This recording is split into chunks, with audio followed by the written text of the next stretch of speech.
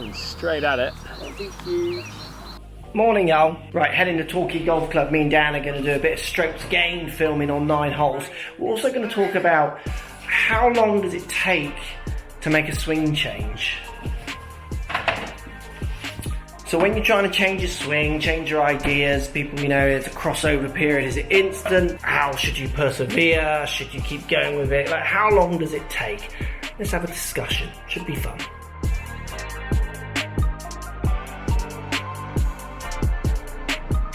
So out at Torquay, let's show you how a swing fork can play out in 9 holes that we're playing here, and how it affects me mentally and not, and the decisions if I continue, all those kind of things that you all battle with when you think about making the changes that you might need to make. All right, Danny boy? Yep. How good are you? It's your honour, bruh. It's not. We both made bogeys. Oh, no, it's my honour, isn't it? Sorry. How good are you at persevering with swing changes? How good am I? Well, I would say historically I've been pretty poor because I wanted it to happen quickly. Okay. As I'm getting older, I think, and I'm learning more about it all, I've become better. So with me at the moment, as you all have seen, I've been working on my tee shots and trying to get the feeling of hitting up on it. Yeah. And I've been doing that, what, for now, Really? 6-7 months? Yeah, it's been a while now. Yeah. So I would say I'm getting better at it. How good are you at doing it on a practice area compared to then bringing it to a course? So I don't mean as in you hit it better on the practice area and worse on the course. What I mean by that question is, do you have the same level of commitment? So like if you just you let go on the range and you just try it, yeah, are you prepared to then go onto a course? And I mean in a competition, and have that same kind of, what's the word, you know, like, is it laissez-faire? Almost like you're just letting go and just see what happens. So I kind of, when I'm making a swing change, I'm looking at 4 different areas. I'm looking at learning the skill, yeah, taking it to the range, taking it to the golf course, and then taking it to competition. Okay. So there's 4 different areas, and that will bounce up and down as you go through the stages. So you might have to come and relearn the skill a little bit. You might have to take it to the range or take it into competition, then bounce back out and come back. So if I take it, let's say, to the first competition, it's hard for me to commit to it a lot of the time. Yeah. But when I take it on just onto the golf course, like when we play and mess about and things like that, I'm able to commit to it a little bit more. Yeah, because you see them as practice more than play. Yeah. Even though you do have the competitiveness that you want to win, you still see it as a chance for you to try things out. Keep trying it out, yeah. Which is interesting, because your social golfer, if they're not playing competitions and want to play socially better, yeah, I guess they don't have that third. So you have like you say, you say 4. Like, so you have the practice area. Yeah. Then you have playing with mates or just playing, and then you have competition. We have a middle one. Yeah. That bridges the two. If you're a social golfer, I guess you don't have that middle one. Well, the interesting one is, I mean, I've had a chap came in for a lesson recently, and we were going through a lot of changes with him, and I said to him, you know, every time he plays golf with his mates, even though he still plays competitions, but every time he goes out and plays socially, he's still playing for something. Yeah, yeah. Like there's a few of them that so he doesn't have practice. So he just doesn't have practice little games. So I said to him, you know, you need to go out and still, or either not make that little round that you're having with your mates as competitive, and really focus on the changes, because you've got to at some stage bring it to the golf course. Yeah, absolutely.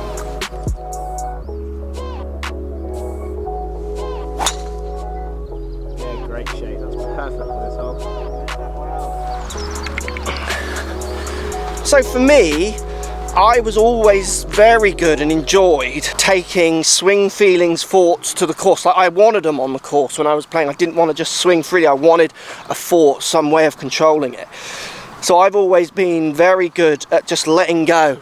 If someone tells me to do something and I believe in it and I trust that it's the way we need to go, I just do it in a competition, in a practice round, on the range, like full tilt at it.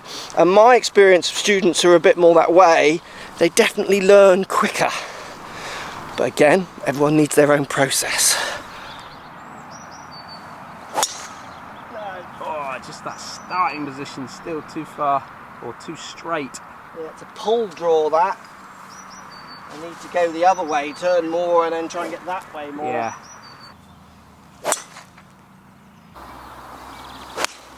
Yeah, just drawing it, turn on top of it more. So that's me getting there. as I turn more, I need to try and feel like I'm on it More on top of it. Yeah. Yeah, it's perfect. Yeah, it's a good It's job. perfect. Just start at the right and just drawing back to the middle. Yeah. That's good. Well done. So everything in the 9 holes that you'll see soon, if you keep your eye on the channel, would make me continue to try and make the change that I make. I see in a little bit more distance. For me, I feel that's only going to benefit me off the tee and then in my second. I feel like I could take a club off each hole almost, which is definitely, there's a way of gaining there for me. Having more loft into a club, into a hole is a good thing. I now just need to make sure I work on a feeling that stops the slight pull draw that I feel I can get with this change. So with every change, it's about feeling, I think, what creates a good shot. So like you hit some shots and you think, right, I'm going to turn my shoulders more and it's a bit more drawy, and I hit another one, or it's a bit of a pull, hit another one, learn the pattern, and then I can then choose to go on the course and fight that pattern, aim more right, or there's certain holes where you can't aim more right. I need to be able to do my turn in a way that creates a different shot. So for me, I'm turning my shoulders but feel like I turn on top of the ball more, and then I feel like I'm going to get more of a cut. So my thoughts, my swing change is developing as the data comes through from when I play with it. But at no point for me, and I say no point loosely because there might be points, but in my head generally at no point am I going to stop this positive, what I see as a positive step forwards. I'm going to let it run its course. I'm going to let it have a chance of proving itself as a positive change. And if over time it works out not to be, then I'll rethink. And for me, that's, I think, what's key between what I see with really good learners and people who are reluctant to changing lessons. It's that ability to let something, like have a go at something. It's similar to your idea with stroke games. At the start, you just didn't want to even listen to it. Yeah. And then we kind of broke it down, and now you're looking at it and thinking, right, yeah, it kind of makes sense. Maybe this, I've got this wrong. So that I feel like you're going to let it run its course to prove itself as something that works or not for you. Yeah. But that's what good students are able to do, good learners are able to do, I think. And the same with like a swing change. Oh, it's rubbish, I'm going to stop this. I expect a bit of rubbish. So I just feel that with my own game, I've kind of plateaued. Yeah. So yes, I can still go out and shoot some decent low scores. Yeah. But I just feel like I'm not going anywhere. I'm not going anywhere with it, and I feel that on my averages. So if my average around between, let's say, level and 2 or 3 over par, okay, I don't want that to be my average anymore. Yeah. I feel like I'm giving away now, chucking that away, those 2-3 shots. Yeah. But actually, I think my averages could come down to between 2 under and level. Yeah. Whereas, and that's something I'm going to have to work on with shots gained and use that to help me improve. Are you right, Lester? Yes, thank you. Thank you. Thanks for your concern. Appreciate that. Now you know what that is, do you? Yeah, Alan family. Yeah, Uncle Fester. That's what I remember the soundtrack to be. For me, it goes across even into equipment as well. One of the reasons I feel like, and I always enjoyed testing equipment, is I'm able to not care. Some people, you give them a club and they go, oh, I can't hit that. You give me a club where I think that looks funny, I want to hit it. What does that do? Yeah. And then I'm not going to be put off by it. I'm going to just hit it as I hit anything. So my feelings of what I'm doing is no different, and I want the tech that's so great to show me this answer. I think being able to let go, being able to, well, people call it fail, don't they? Business people call it fail. Yeah. I've seen some really good coaches say that, like, you best players in the world fail and then succeed, and then they fail again and they succeed. The feeling of failure, so that comment in a lesson, I can't hold it like that.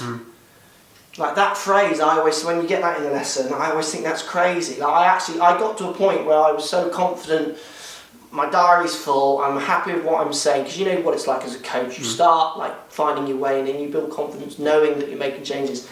I used to say to people, well, the door's there, it's like, I don't mind, there's other people who want to come. like not that rudely, but yeah, but like I can't hold it like that is not a phrase. No. You can hold it like that. Yeah, it's just whether you want to. Yeah, and I would say, cool, when I hold it like that, I feel like I'm going to do this. Yeah. I wouldn't say, I can't hold it like that. Yeah. It's that not being afraid to fail thing, which I think is so important in golf. It's like every round is like a business opportunity. You know, you've got to be self-employed. Look at that, let's come back. What? Hit from there again. You've got to be able to just kind of seize the day a little bit, do you know what I mean? So making changes, you're going to see there's a time span, and that can be different subject to the changes you make, obviously. In the 9 holes you'll see, which connect to this video, and you saw me hitting some shots offline, yes, I'm making some sacrifices to make changes in direction, but then if I'm gaining in other places, it evens me out possibly. And also, I'm the kind of person that's always really kind of turned on and excited by trying different, new, trying to find that answer in myself. I think other people try to find that in equipment. I've always seen bigger gains in students than I have in equipment. So that I always find that one really interesting, that you would go that route. Not saying there aren't gains in equipment, there are, but they're so much smaller than the gains you can make in yourself. And really it's about, like I say in the video, being able to let go. So many people I see, and it's an interesting one, they say, oh, I'm going to be nervous of trying that because, you know, that I'm going to be worse if I do that, what have you. And I think, well, you're off a 15 handicap, which is a decent standard. It's fine being off 15, but it's not as if, you know, you've got shots to give, and to think that you're plateauing at 15 is such a shame. You've got so much more you could progress with some better technique. It's being about not afraid to hit those bad shots, and it's also about having a couple of ideas to make sure that you can defend against those bad shots when you are trying those new ones, similar to what I was saying in that video. So the way I'm turning is different. If it does start going bad from the patterns we learn when we change, I can hit a button and then try and defend when I'm on the course, kind of manage it a little bit. But that would never stop me trying to always just push forward. And for me as well, I guess handicap golf comes into play. I was never happy having a handicap. I wanted to get the scratch. I was always pushing to get it low. I guess some people are happy at the standard they're playing and want to make a few like adjustments rather than improvements. But then again, how long does it take? I think it takes as long as you want it to take, subject to being able to let go. Post comments down below. Let me know. Let me know what makes you stop making changes, what drives you to make changes, how long certain changes have taken in your game or not, in that comment section down below. As always, the video I filmed with Dan today, really good fun. Strokes gained, well, we measured our strokes gained as we went around and reviewed it at the end. So interesting when you start peeling back the onion and looking deeper at what you're good at and not. There are definitely gains we can have in all departments for all of us if we look deep enough. And we do have the winner of the Titleist bag coming, announcing soon. I'll announce it on Twitter one evening this week or at the weekend. So if you still want to enter a chance to win that bag, follow me on Twitter or Instagram, or make sure you're subscribed to this channel. Any of those places or all of them, you have a chance of winning that lovely Titleist bag. See you all soon.